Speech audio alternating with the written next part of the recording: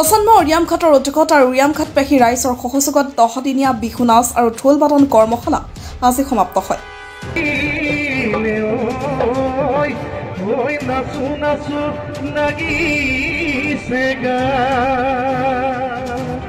প্ৰশিক্ষক হিচাপে উপস্থিত থাকে মণিকাঞ্চন কৌৰ, অভিনেত্ৰী DY বিহুৰাণী 2012।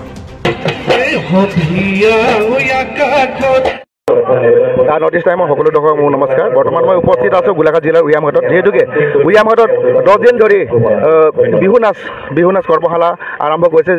মোৰ লগত কেইজনমান নাচনি আছে, তেওঁলোকৰ ওচৰলৈ যাবলৈ বিচাৰিম। যিহেতুকে তোমালোকৰ উৰিয়ামঘাটত 10 দিন ধৰি বিহু নাচ কৰ্মশালা আয়োজন কৰিছে, তোমালোকৰ প্ৰশিক্ষণৰ বাবে কোন আহিছে?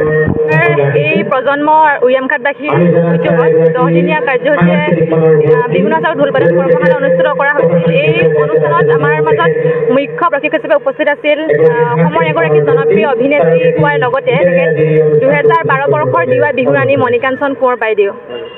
তোমালোকৰ এই বিহু নাচৰ পৰা কেনেধৰণৰ লাভ হৈছে? তোমালোকৰ কেনে অনুভৱ হৈছে? তোমালোকৰ প্ৰজন্মৰ যিহেতু আমাৰ ইয়াৰ প্ৰথমটো অনুষ্ঠান, এই প্ৰথম ঢোল বাদন আৰু কৰ্মশালা অনুষ্ঠানটিৰ অংশগ্ৰহণকাৰীসকলৰ যি চেষ্টা, যি আগ্ৰহ, তাৰ পৰা আমি এটা কথাই প্ৰমাণ কৰিব পাৰিছোঁ যে আমি যিমানেই আধুনিকতাৰ ফালে গতি নকৰোঁ কিয়, যিমানেই আমি নতুনতাক আদৰি নলওঁ, আমি ক'ৰবাত আমাৰ যি বিহু, আমাৰ এতিয়াও শিপা আমি উভালি যোৱা নাই। আমি বিহুক পাহৰি এতিয়াও আমি বিলাকী হ'ব পৰা নাই। তাকে আমি ভাবোঁ।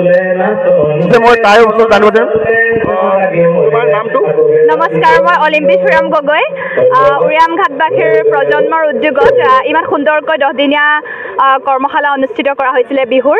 আচলতে বিহু বুলিলেই অসমীয়া জাতিৰ এক আৱেগ। ভাৰতবৰ্ষ এখন বৈচিত্ৰ্যময় দেশ, য'ত বিভিন্ন জাতি জনজাতিয়ে বিভিন্ন সংস্কৃতিক লৈ এখন আচলতে সংস্কৃতিৰ চহকী দেশ।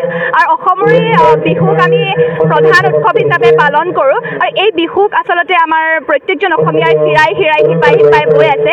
আৰু এই বিহুটোক আমি শুদ্ধ ৰূপত শিকাৰ বা ভৱিষ্যত প্ৰজন্মলৈ কঢ়িয়াই নিয়াৰ আমাৰ সকলোৰে অৰিহণা থাকিব লাগিব, সকলোৰে ভূমিকা থাকিব লাগিব। গতিকে খুব সুন্দৰ এক প্ৰচেষ্টা গ্ৰহণ কৰিছে বুলি ভাবোঁ উৰিয়ামঘাটবাসী ৰাইজে তথা প্ৰজন্মৰ উদ্যোগত। ধন্যবাদ। কাৰ্যসূচী হাতত লৈছে আৰু প্ৰজন্মৰ দ্বাৰা আমাৰ উঠি অহা প্ৰজন্মৰ বাবে সকলো ৰাইজে সহায় সহযোগিতা কৰিছে, ভাল লাগিছে। আৰু বহুতো প্ৰশিক্ষকো আহিছে, তাৰ পৰা বহুতো কথা নজনা কথা আওৰাব পাৰিছে। মণিকাঞ্চন বাইদেৱে এই 10 দিনত বহুতো নজনা ভংগীমা শিকালে। বাইদেৱে গীত মাত আৰু ঢোল বাদনৰ লগতে সকলোৰে সহায় সহযোগিতাৰ দ্বাৰা আমাৰ আজি অন্তিম দিন। ভাল লাগিছে সকলোৱে সহায় কৰা দেখি। আজি এই নৰূপ পালে বুলি মই ভাবোঁ।